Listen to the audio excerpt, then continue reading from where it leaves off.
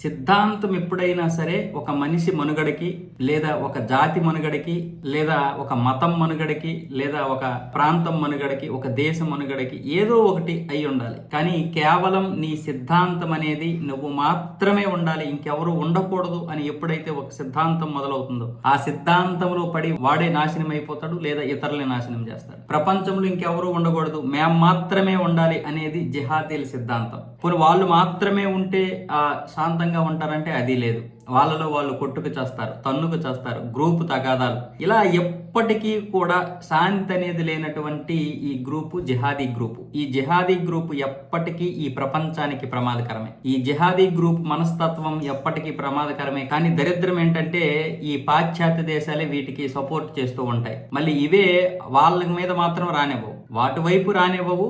కానీ ఎప్పటికీ కూడా వాటికి పెంచి పోషించడానికి మాత్రం అన్ని నిధులు సమకూరుస్తూ ఉంటాయి. ఈ రోజు పశ్చిమాఫ్రికా దేశమైనటువంటి బుర్కినా ఫాసోలో జరిగినటువంటి నరమేధం దాదాపు 100 మంది చనిపోయారు. ఈ జిహాదీ గ్రూప్ చేసినటువంటి దాడికి 100 మందిని చంపేశారు. అలాగా ఉత్తర బుర్కినా ఫాసో ప్రాంతంలో జిహాదీ గ్రూప్ దాడులకు పాల్పడింది. ఈ ఘటనలో 100 మందికి పైగా మరణించినట్లు సమాచారం. మృతుల్లో ఎక్కువ మంది సైనికులు, కార్మికులు, స్థానికులు ఉన్నారు. కీలకమైన స్థానిక స్థావరం డజిబో పట్టణం సహా పలు స్థావరాలపై దాడులకు పాల్పడ్డారు ఈ జిహాదీ గ్రూప్ వాళ్ళు. ఇక మనకి ఇటువైపు ఒకటి, అటువైపు ఒకటి, పాకిస్తాన్, బంగ్లాదేశ్, అలాగే ఇంక ఎన్నున్నాయో ప్రపంచంలో ఇక మరి లెక్కలే లేనటువంటి సూడాన్ అయితే ఇప్పుడు తగలబడిపోతుంది. సిరియా పరిస్థితి తెలిసిందే. సిరియా పరిస్థితి పుట్టాం కాబట్టి బ్రతకాలంతే, సిరియాలో ఉన్నటువంటి పరిస్థితి. ఇక మిగతా చాలా వరకు ఇస్లామిక్ స్టేట్స్ లో ఈ అంతర్గత తగాదాలు ఎప్పుడూ కూడా ఉంటూనే ఉన్నాయి. వీటి నుంచి బయటపడింది దుబాయ్, సౌదీ అరేబియా, ఇలా కొన్ని దేశాలు ఈ మధ్య వాటి నుంచి బయటపడి వాళ్ళైతే మంచి జీవితాన్ని గడుపుతున్నారు. కానీ వీళ్ళు ఉగ్రవాదులకు సపోర్ట్ చేస్తున్నారా లేదన్నది తెలియదు. లోపాయకారంగా ఉగ్రవాదులకి సపోర్ట్ చేయకుండానే ఇంత